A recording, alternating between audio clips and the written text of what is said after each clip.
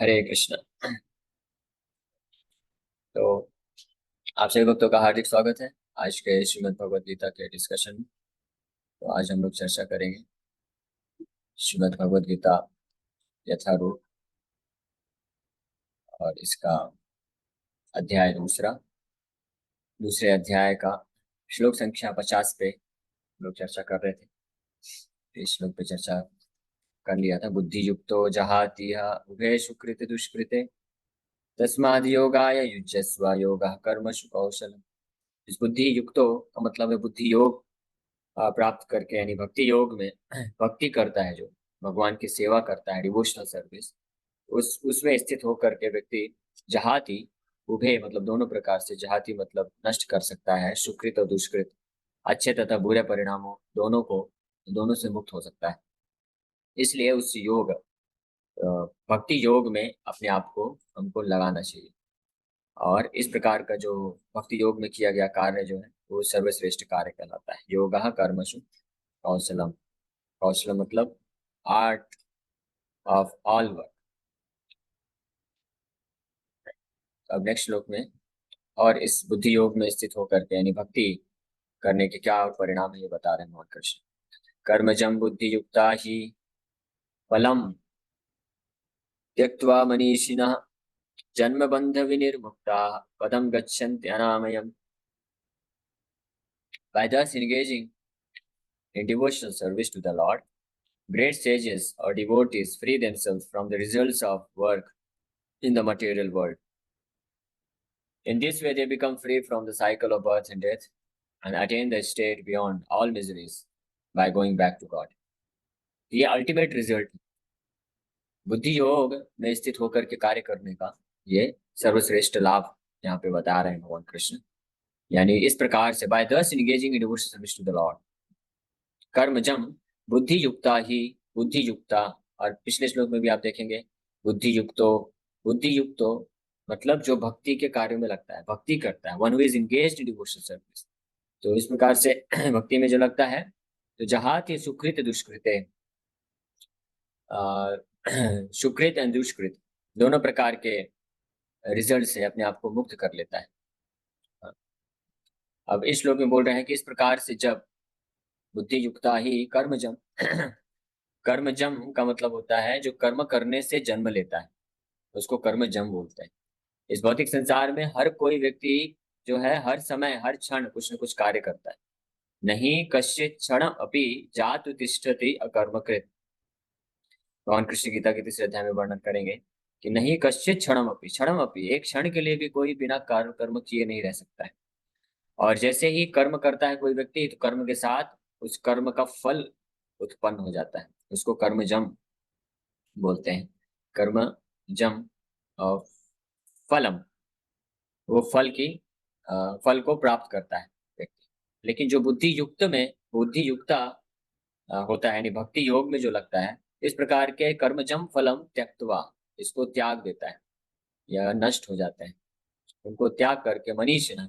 और इस प्रकार के ऐसे लोग मनीषिणा हो जाते हैं। मनीषिणा का मतलब होता है जो मुनि है, जो बहुत ही महान ऋषि मुनि होते हैं, उनको मनीषिणा बोला जाता है। जन्म बंध, फिर जब इस प्रकार से कर्मजम फलम त्यक्त्वा, कर्म करने से जो फल प्राप्त होता है उससे अगर कोई मुक्त हो गया है, उसको त्याग दिया या उससे छुटकारा मिल गया, तो जन्म बंध विनिर्मुक्ता, फिर वो जन्म के बंधन से मुक्त हो जाता है। मुक्त नहीं होता है, विनिर्मुक्ता हो जाता है, यानी पूरी तरह से मुक्त हो जाता है। और यहाँ पे गाड़ी रुकती नहीं। तो इस श्लोक में बहुत प्रकार की बहुत अच्छी महत्वपूर्ण शिक्षाएं मिल रही है। तो जन्म बंध विनिर्मुक्ता भगवान बोले, लेकिन यहाँ पे भगवान रोके नहीं, आगे क्या बोले, पदम गच्छन्ति अनामयम। इस जन्म बंध से, जन्म मृत्यु के चक्कर से, यानी इस भौतिक संसार से तो मुक्त हो जाता है, लेकिन फिर क्या प्राप्त करता है, पदम गच्छन्ति अनामयम। अनामयम का मतलब होता है वैकुंठ लोक। अनामयम मतलब जहाँ पे किसी भी प्रकार का मिजरी नहीं है, कुंठा नहीं है, शोक दुख त्राही अनर्थ, ये सब नहीं है, उसको अनामयम बोलते हैं। अनामयम जगत, अनामयम पदम। पदम का मतलब भी होता है स्थिति, पदम का मतलब भी होता है जगत, आश्रय। तो ऐसे पदम को प्राप्त करता है व्यक्ति, पदम गच्छन्ति अनामयम, यानी वैकुंठ जगत को प्राप्त करता है। तो जो मायावादी होते हैं वो सोचते हैं जन्म बंध विनिर्मुक्ता विमुक्त मानिनस, ब्रह्मा जी भी बोलते हैं कि जो लोग ऐसा सोचते हैं कि जन्म मृत्यु से के बंधन से छुटकारा प्राप्त करने के बाद हम अपना अस्तित्व खो देंगे, हम भगवान में जाके विलीन हो जाएंगे, या हमारा अलग से अस्तित्व नहीं रहेगा, हाँ निराकार हो जाएंगे, तो वो वास्तव में वो अज्ञानी है, उनके पास पूर्ण ज्ञान नहीं है। और ऐसे लोग भले ही इस धारणा में इस गलत धारणा में रहें कि हम मुक्त हो चुके हैं, अपने आप को पूर्ण रूप से मुक्त कहते हो, लेकिन वो ऐसा मानते हैं, है नहीं। ब्रह्मा जी बोलते हैं कि विमुक्त मानिनस, कि अपने आप को विमुक्त वो मानते हैं, लेकिन अनादृत युष्मदंग्रया पतंति अधा, लेकिन उनका वापस से पतन हो जाता है, क्योंकि आपके चरण कमलों, ब्रह्मा जी भगवान कृष्ण को प्रार्थना अर्पण करते वक्त ये एक प्रार्थना में बताते हैं, ये अरविंद, ये अन्य अरविंदाक्ष विमुक्त मानिनस और अविशुद्ध बुद्धया, जिनकी बुद्धि अविशुद्ध है, पूरी तरह से शुद्ध नहीं है, ज्ञान मार्ग का अनुशीलन तो किए, तपस्या भी किया, संन्यास भी ले लिए, लेकिन अनादरित युष्मद अंग्रह, आपके चरण कमलों का अनादर कर दिए, क्योंकि आपको निराकार बोल दिए, आप का कोई साकार नहीं है, आपका जो फॉर्म है, विग्रह है, वो सच्चिदानंद नहीं है, वो भी भौतिक पदार्थ से मिलकर बना हुआ है। तो इसलिए आपके चरण कमलों में अनादर करने के कारण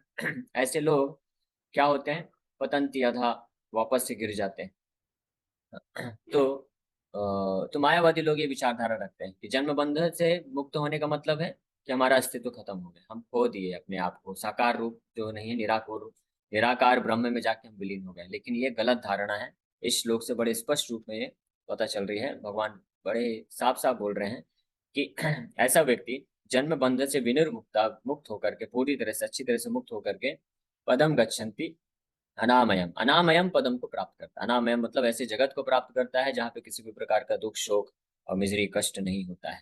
जन्म मृत्यु जरा व्याधि दुख दोषाणु दर्शनम, इस प्रकार के जो चार समस्याएं हैं और तीन प्रकार के क्लेश, आध्यात्मिक, अति भौतिक, अति दैविक क्लेश, और चार प्रकार की जन्म मृत्यु जरा व्याधि समस्याएं, ये सात प्रकार के जो कष्ट है, इससे व्यक्ति मुक्त हो जाता है, जहाँ पे जाने से उस जगत को अनामयम जगत बोलते हैं या वैकुंठ जगत बोलते हैं। तो पूर्ण रूप से मुक्त होने पर इस अवस्था को प्राप्त करता है। और इस अवस्था को कौन प्राप्त कर सकता है, केवल और केवल जो बुद्धि युक्ता ही ही शब्द यहाँ पे निश्चित रूप, निश्चितता को प्रमाणित करता है, ये निश्चित है ही, यानी ऐसा व्यक्ति ही निश्चित रूप में विनिर्मुक्त हो पाता है और गच्छन्ति अनामयम जगत को प्राप्त करता है। पदम गच्छन्ति अनामयम, कौन व्यक्ति, जो बुद्धि युक्ता, बुद्धि युक्ता मतलब भक्ति योग का जो पालन करता है, अपने आप को भगवान कृष्ण का सनातन दास समझ करके भगवान की सेवा में लगता है, श्रवण कीर्तन करता है, बिना किसी भौतिक लाभ के आशा कर किए, कोई भौतिक लाभ नहीं प्राप्त करना चाहता है। तो इस प्रकार से जो बुद्धि युक्ता होता है वो कर्मजम फलम, कर्म से जनित होने वाले फलों को त्याग देता है या उससे छुटकारा प्राप्त कर लेता है, और जन्म बंध विनिर्मुक्ता पदम गच्छन्ति अनाम, तो इस प्रकार से वैकुंठ जगत को प्राप्त करता है। अब कर्म जन्म फलम त्यक्तवा, कोई प्रश्न कर सकता है कि कर्मजम से जो फल है, पाप और पुण्य का जो फल है, उससे मुक्ति अन्य कोई साधन नहीं है क्या, उससे भी तो प्राप्त कर सकते हैं। पाप, जैसे किसी ने कोई दुष्कर्म किया है, पाप कर्म किया है, तो उसके कारण उसके जीवन में बहुत सारे दुख आने वाले हैं। तो और भी अन्य विधियां भी होती हैं, कर्म कांड होता है, तपस्या होता है, यज्ञ होता है, जिसको करने से व्यक्ति पाप के बंधन से छुटकारा पा सके, है ना? तो पा सकता है, लेकिन वो टेम्परेरली पाएगा, कंप्लीटली पूर्ण रूप से नहीं पा सकता है, ये विनिर्मुक्ता नहीं हो सकता है, मुक्त हो सकता है क्षणिक रूप में। तो कर्मजम, कर्म करने से उत्पन्न होने वाले फल भी चार प्रकार के होते हैं।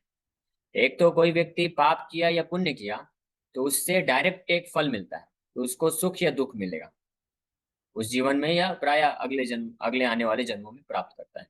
जैसे कोई बहुत पुण्य किया तो ये शरीर छोड़ के स्वर्ग चला जाएगा, स्वर्ग में बहुत सारा भौतिक ऐश्वर्य और भोग करने के लिए संसाधन की प्राप्ति करेगा। तो वो एक प्रकार का फल हुआ। दूसरा फल होता है, कर्म करने से चार प्रकार के फल की उत्पत्ति होती है। एक है कि उसको दुख या सुख का फल जो मिलना है वो निर्धारित होता है, और दूसरा है उसको, वो कर्म करने के कारण उसके मन में या चेतना में उस कर्म को करने की प्रवृत्ति की छाप बन जाती है। अगर कोई पाप कर्म करता है तो पाप कर्म करने की प्रवृत्ति बढ़ जाती है, tendency to commit sinful activity, पाप करने की प्रवृत्ति भी जन्म लेती है कर्म करने से। अगर कोई पुण्य करता है तो पुण्य करने की प्रवृत्ति जन्म लेती है, तो और वो पुण्य करता जाता है।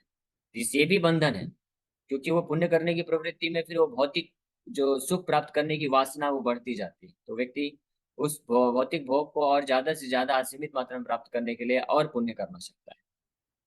और पाप करने के कारण वो व्यक्ति जब और तमोगुण होता है, तमोगुण रजोगुण का प्रभाव उसके ऊपर बढ़ता है, तो अगले जन्म में भी उसको पाप करने की प्रवृत्ति और बढ़ती जाती है। यही कारण है कि जब परीक्षित महाराज को सुखदेव गोस्वामी छठे स्कंद में बताया, परीक्षित महाराज ने प्रश्न पूछा था कि कैसे कोई व्यक्ति, ये पांचवा स्कंद के अंतिम अध्याय में नरकों का वर्णन किया हुआ है, कितने 28 प्रकार के नरक का वर्णन तो नाम लेकर के और कौन से पाप करने से वो नरक प्राप्त करता व्यक्ति सुखदेव गोस्वामी बताते हैं। और ऐसे हजारों नरक है और अलग अलग हजारों प्रकार के पाप करने से, तो उनका बस वर्णन कर देते हैं, उनका नाम नहीं बताते, नहीं तो भागवत इसी में पूरा भर जाएगा। तो कुछ नरकों का वर्णन इस प्रकार से करते हैं। तो जब ये सुना परीक्षित महाराज तो बहुत भयभीत हो गए, उनका हृदय कांपने लग गया कि कैसे इस संसार के जो जीवात्माएं हैं ये हर प्रकार के पाप में लगे हुए हैं। वो तो देख ही रहे थे परीक्षित महाराज, हालांकि उस समय तो इतना एक तरह से राम राज्य ही था, लोग ग्रॉस स्थूल तरीके से पाप नहीं कर रहे थे, लेकिन फिर भी जब सुखदेव गोस्वामी ने वर्णन किया कि कोई छोटा से छोटा पाप भी करता है तो उसके लिए भी एक नरक बनाया गया है। आपके घर में कोई अतिथि आया और अगर आपने उसका स्वागत उसको देवता के समान समझ के नहीं किया, तो वो भी एक पाप में काउंट हो जाता है, वो भी एक पाप हो जाता है, और उसके लिए भी एक अलग से नरक बनाया गया है। अगर किसी के पास कुछ भी नहीं है देने के लिए, खिलाने के लिए, बैठाने के लिए, तो कम से कम उसके चेहरे में एक सुंदर सी स्माइल होनी चाहिए, ताकि वो जो अगर शत्रु भी आ जाए, आपसे ईर्ष्या रखने वाला व्यक्ति भी आपके घर में आ जाता है, तो उसको ये नहीं पता, ये फील अनुभव नहीं होना चाहिए कि ये सामने वाला व्यक्ति जो है मेरे प्रति कुछ ईर्ष्या का भाव रख रहा है या शत्रुता का भाव रख रहा है। अगर ये फील हुआ उसको, तो ये भी पाप में काउंट हो जाता है। तो हालांकि अब ये जो पाप है तो बहुत छोटा छोटा पाप में अभी काउंट होगा कलयुग में, तो क्योंकि लोग इतने बड़े बड़े पाप करने लगे हैं कलयुग में कि ये तो बहुत छोटी सी चीज हो गई कि हमको देख के हमने अगर अच्छे से उसको रिस्पॉन्स नहीं दिया तो उसको बुरा लग गया, तो ये पाप है। लेकिन ये मेंशन है भागवत के 5वें स्कंद के अंतिम अध्याय में पढ़ सकते हैं। तो परीक्षित महाराज देखे कि छोटे छोटे पाप का भी नरक का द्वार खुला हुआ है, तो अत्यंत वो भयभीत हो गए और वो जानते थे आगे अब कलयुग आने वाला है तो कलयुग में तो और लोग जघन्य पाप करेंगे, महापाप करेंगे, तो उनके उद्धार के लिए वो प्रश्न पूछे। यही वैष्णव का लक्षण होता है। हालांकि परीक्षित महाराज को खुद को श्योरिटी था पूरी तरह से कि मैं तो मुक्त हो जाऊंगा, क्योंकि सुखदेव गोस्वामी जैसे महान शुद्ध भक्त कथा कर रहे हैं उनके अंतिम समय में, मृत्यु के मृत्यु पर्यंत तक करने वाले हैं। तो सुखदेव परीक्षित महाराज को अपने लिए कोई टेंशन नहीं था, लेकिन फिर भी वो रो रहे थे और पसीने छूट रहे थे, उनका शरीर कांप रहा था। जैसे मान लीजिए किसी व्यक्ति ने कुछ ऐसा अपराध कर दिया है और अब उसको पता चल गया उसको सजा मिलने वाली है, कोर्ट में अनाउंस कर दिया गया है कि उसको सजाए मौत, फांसी की सजा मिलने वाली है अगले दिन, तो उसका क्या हालत होगा, उसका पसीना छूटेगा और रात को सो नहीं पाएगा। तो परीक्षित महाराज को ऐसा ही फील हो रहा है, अपने लिए नहीं, दूसरों के बारे में सोच सोच के वो ऐसा फील कर रहे हैं, अनुभव कर रहे हैं। तो इसलिए उन्होंने प्रश्न पूछा कि कैसे इस संसार के जो लोग हैं कर्म के इस भयानक पाप के फल से कैसे मुक्त हो सकते हैं। तो सुखदेव गोस्वामी पहले वर्णन करते हैं अलग अलग जानने के लिए, टेस्ट करने के लिए, कि तपस्या करने से, ब्रह्मचर्य पालन करने से, वैदिक अध्ययन करने से, मंत्रोच्चारण करने से, संन्यास लेने से और अलग अलग चीजें वर्णन किए, यज्ञ करने से व्यक्ति पाप कर्म के अपने फलों को नष्ट कर सकता है। लेकिन परीक्षित महाराज सब कुछ रिजेक्ट कर दिए। वो बोले ये तो कुंजर सोचवत हो जैसा हो जाएगा। जो कुंजर सोचवत मतलब हाथी के स्नान के जैसा हो जाएगा। हाथी जब स्नान करता है तालाब में जा करके, और जैसे स्नान करके बाहर आता है फिर धूल मिट्टी कीचड़ अपने शरीर में फिर से डाल लेता है। तो वैसे ही संसार के व्यक्ति जो बद्ध जीवात्माएं हैं, उनके हृदय में पाप करने की प्रवृत्ति बड़ी बनी पड़ी है। तो वो अगर पाप कर दिए हैं और उस पाप को धोने के लिए कुछ इस प्रकार का उपाय करते भी हैं, कुछ तपस्या करके, यज्ञ दान व्रत ये सब करके, तीर्थ स्थल में भ्रमण करके, पवित्र नदियों में स्नान करके, तो उसका भी कोई खास फायदा नहीं है। उन्होंने पिछले जो पाप कर्म किए उससे तो फल से छुटकारा मिल जाएगा, लेकिन पाप करने की प्रवृत्ति बनी हुई है तो फिर और पाप करेंगे वो, और फिर उसका फल उनको झेलना पड़ेगा, है ना। गंगा में स्नान करने का ही लोग जाते हैं और स्नान करते हैं, पिछले कर्मों का पाप धुल जाता है, लेकिन फिर अपना नया अकाउंट खोल के फिर वापस से आ जाते हैं, पाप करते हैं। गंगा से घर आने की जरूरत नहीं पड़ती, जैसे गंगा में स्नान करके बाहर निकले वहीं से पाप करना चालू कर देते हैं। तो ये प्रवृत्ति कैसे नष्ट होगी, ये प्रश्न था परीक्षित महाराज का। तो फिर उसके उत्तर में जो है सुखदेव गोस्वामी बताते हैं, केचित केवलया भक्तया, कि केवल और केवल कुछ भाग्यशाली लोग जो केवल भक्ति, केवलया भक्तिया करते हैं, यानी शुद्ध भक्ति करते हैं। अघम धुनवंती कार्ष्णेया निहारम इव भास्करा।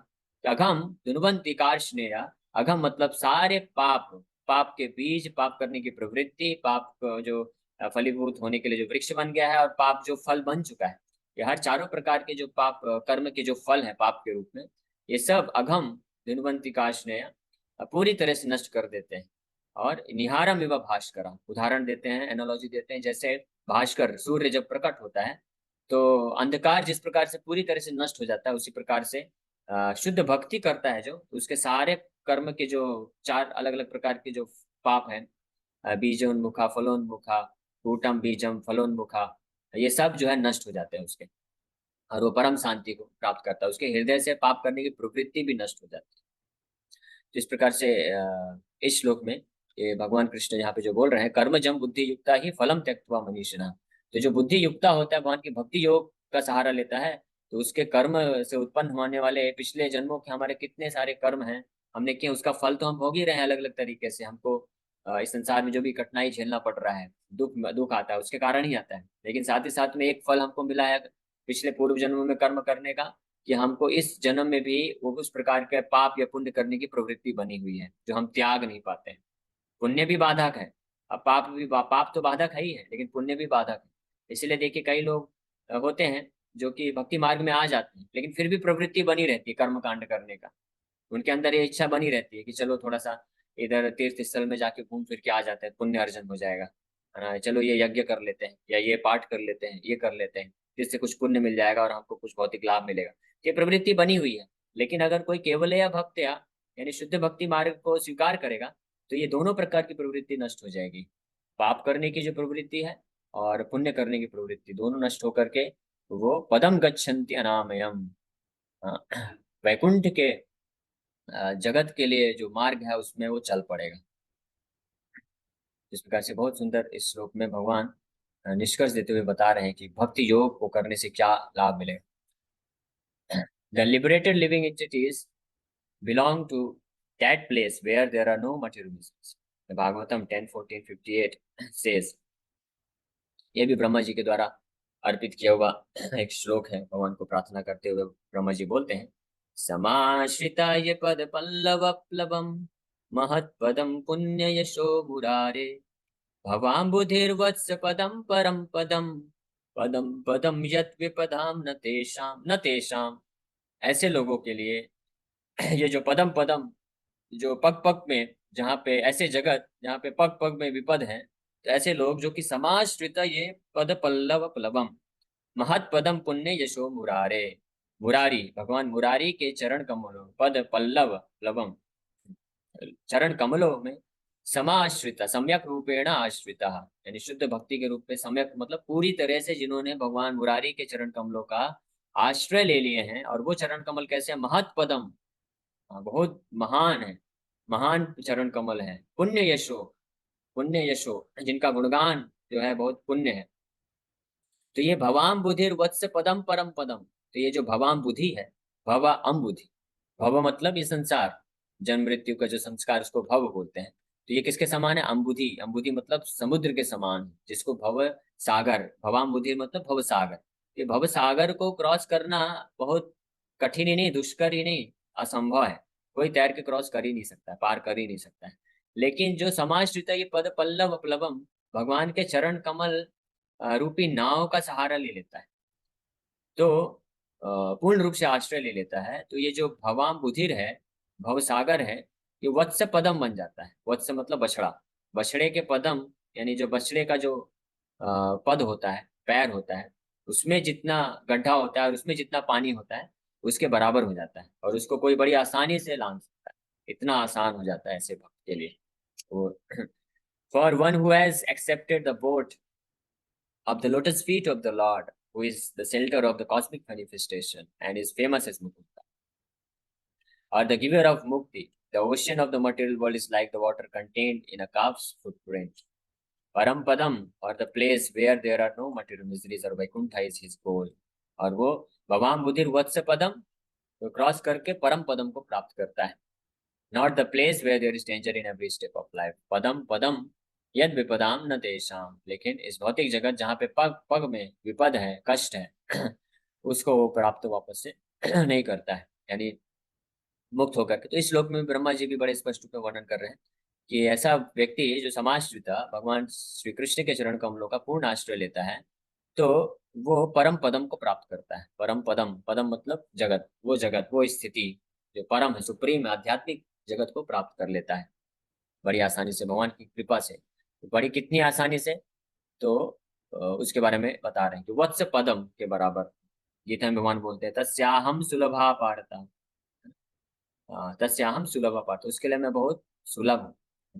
और 12वें अध्याय में भी भगवान बोलते हैं कि मृत्यु संसार सागरात भवामी न चिरात पार्थ मैया वेशित चेतसा। कि मृत्यु संसार से मैं उसको बड़े आसानी से, न चिरात पार्थ, चिरात मतलब बहुत लंबा समय, न चिरात मतलब बहुत आसानी से, बहुत कम समय में उसको मैं पार कर देता हूँ। मृत्यु संसार सागरात, मृत्यु संसार रूपी जो सागर है, इससे मैं बड़े आसानी से उसको पार करके भेज देता हूँ। तेषाम अहम समुद्धरता मृत्यु संसार सागर। तेषाम अहम समुद्धरता, सम उद्धरता, वहां पे भी सम्यक रूपेण उद्धरता। भगवान कृष्ण गीता के 12वें अध्याय में भी यही चीज बोलते हैं। सम्यक रूपेण उद्धरता मतलब पूरी तरह से उद्धार कर देता हूँ। जैसे यहाँ पे विनिर्मुक्ता, यानी विशेष रूपेण मुक्त, पूरी तरह से स्थित कर देता है। वैकुंठ को प्राप्त करना ही सर्वश्रेष्ठ जो है मुक्ति है। Owing to ignorance, one does not know that this material world is a miserable place where there are dangers at every step. Out of ignorance, only less intelligent persons try to adjust to the situation by fruitive activities, thinking that the resultant actions will make them happy. They do not know that no kind of material body anywhere within the universe can give life without miseries. The miseries of life, namely birth, death, old age, disease, are present everywhere within the material world.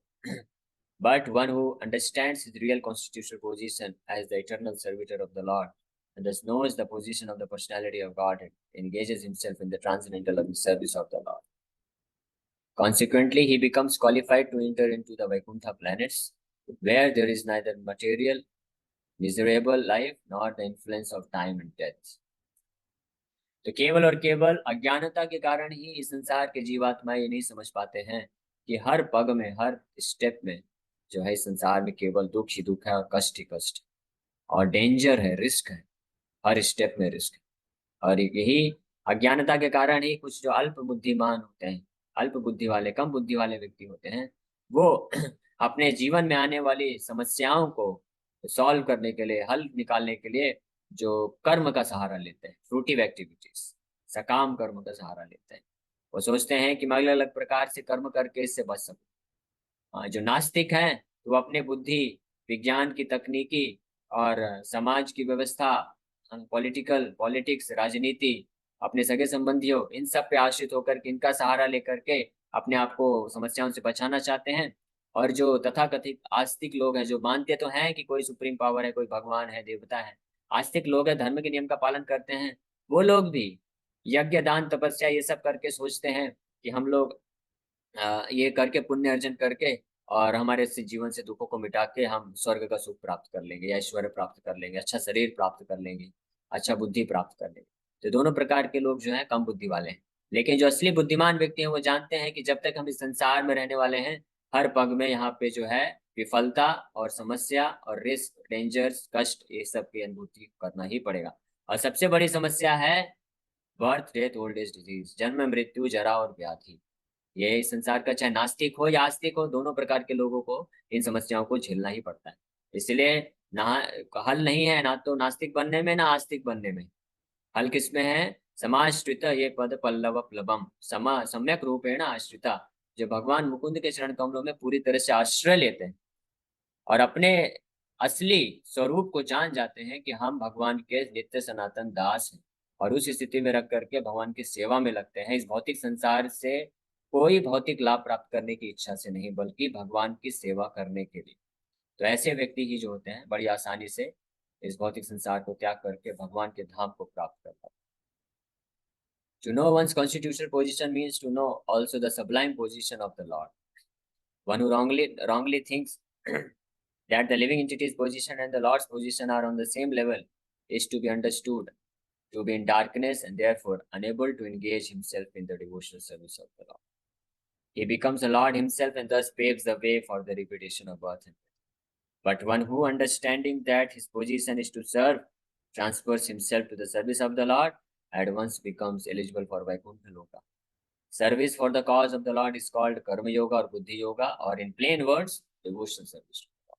बहुत स्पष्ट भाषा में गोपाल जी यहाँ पे वर्णन कर रहे हैं कि जो व्यक्ति अपने स्वरूप को जानता है और भगवान के स्वरूप को भी जानता है कि भगवान नित्य सनातन हमारे स्वामी है, मास्टर है, कंट्रोलर है और हम उनके नित्य दास हैं, और इस प्रकार से कर्म योग या बुद्धि योग या भक्ति में अपने आप को लगा करके भगवान की सेवा में लग जाते हैं, तो वो इस भौतिक जगत के जन्म मृत्यु के चक्कर से छूट करके भगवान के नित्य सनातन धाम को प्राप्त करते हैं। तो इसी के साथ हम लोग यहीं पे विराम करेंगे। Thank you very much. Hare Krishna Krishna Krishna Hare Hare, Hare Ram Ram. Yes, किसी का प्रश्न है? ये संगीता माता जी। हरे कृष्ण प्रभु जी। प्रभु हरे जी, कृष्ण। 2 प्रश्न। अभी जो आपने लास्ट में बताया कि जैसे कोई विफलताएं आती हैं तो इंसान प्रयास करता है कि अपने रिलेटिव्स की हेल्प ले और इस तरह से, तो हमें मतलब कितना हमें प्रयास करना चाहिए और किस तरह से सोचना चाहिए जब विफलताएं या दुख आते हैं तो? हरे कृष्ण। तो सबसे पहले जो भक्त होता है हम उनका विचारधारा बता देते हैं, फिर आप ये विचार कर सकते हैं कि हमें कैसे सोचना चाहिए।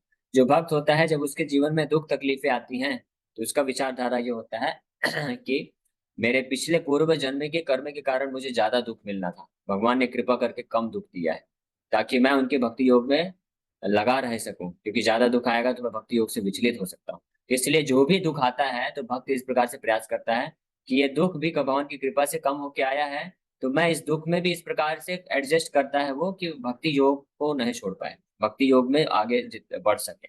तो आपको भक्ति भगवान की भक्ति को करने के लिए, सेवा करने के लिए, भजन करने के लिए, चाहे दुख हो या सुख हो, उसको जिस भी प्रकार से डील करना पड़े तो वो डील कर लेना चाहिए ताकि हम भक्ति में आगे बढ़ सकें।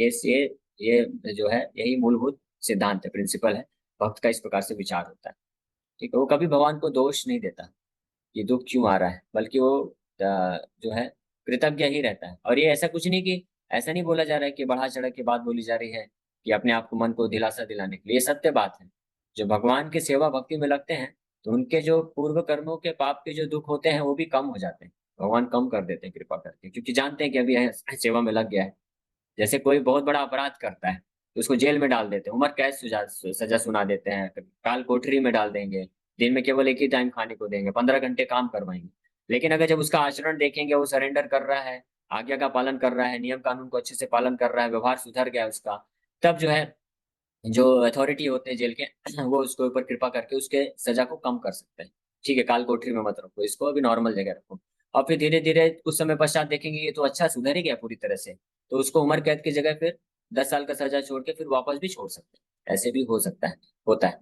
तो इसी प्रकार से भगवान हमारे पूर्व करोड़ों करोड़ों जन्मों के तो बहुत सारे पाप, लेकिन जब हम पूरे हृदय से स्वीकार कर लेते हैं कि भगवान मैंने बहुत गलती किया, बहुत पाप किया है, लेकिन अब मैं आपके चरण कमलों का आश्रय लेता हूँ, आपको छोड़ के नहीं जाऊंगा, और मेरे पूर्व कर्मों के जो पाप के जो फल मुझे मिलने हैं मुझे मिलने दीजिए, मैं तैयार हूँ उसको भोगने के लिए।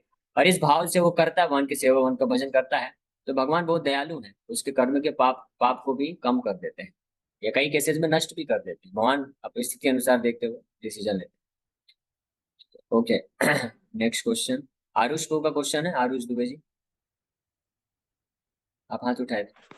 प्रभु जी, मैंने एक क्वेश्चन था कि आपने बोला था कि ना आस्तिक रहे या फिर नास्तिक रहे, दोनों में ही फायदा नहीं है उसमें, हमें बस चरण कमल का ध्यान करना चाहिए। तो चरण हाँ कमल का ध्यान तभी करेंगे ना जब आस्तिक रहेंगे। हाँ हाँ, तो मेरे कहने का मतलब ये है, आस्तिक ऑफ कोर्स जो भक्त होते हैं वो तो सबसे बड़े आस्तिक होते हैं। मैं वहां पे जो आस्तिक बोला उसका मतलब ये है कि कुछ लोग बस भगवान और देवताओं की अथॉरिटी मान लेते हैं, लेकिन उनको समर्पण करने का भाव नहीं होता है। वो बस कुछ प्रकार के धर्म कर्म कांड ये सब करते हैं ताकि पुण्य कमा करके इस भौतिक संसार में कुछ भौतिक ऐश्वर्य स्वर्ग प्राप्त कर लें। तो उस प्रकार का आस्तिक नहीं होना चाहिए, तथाकथित आस्तिक नहीं होना चाहिए, है ना, सो कॉल्ड पायस सो कॉल्ड धार्मिक नहीं होना चाहिए। क्लियर है, समझ गए? ओके प्रभु जी, हरे कृष्ण। ओके, यस हरे प्रभु कृष्ण। जी, यस, हरे कृष्ण। आरती माता जी, आपका प्रश्न। हरे कृष्ण प्रभु जी, धन्यवाद। प्रभु जी, जैसे हम लोग आपस में रहते हैं तो कैसे व्यवहार करना चाहिए कि पुण्य और पाप से मुक्त हो सके? सबसे अच्छा व्यवहार है कि आप भगवान के नाम का शरण लीजिए, भगवान का भजन करिए, भगवान का सेवा करिए डायरेक्ट। इसलिए समाज श्रिता पद पल्लव पलम यशो मुरारी, स्पष्ट रूप में बोल रहे हैं ब्रह्मा जी। मुरारी यानी कृष्ण का जो सेवा करते हैं, डायरेक्ट कृष्ण का सेवा करते हैं, डायरेक्ट कृष्ण के लिए करिए।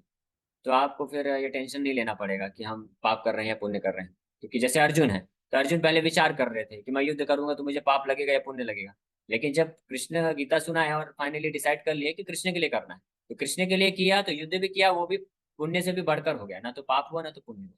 तो अगर आप कृष्ण के लिए कृष्ण को ही डेडिकेट करते हुए करेंगे सब कुछ, तो आप पाप और पुण्य से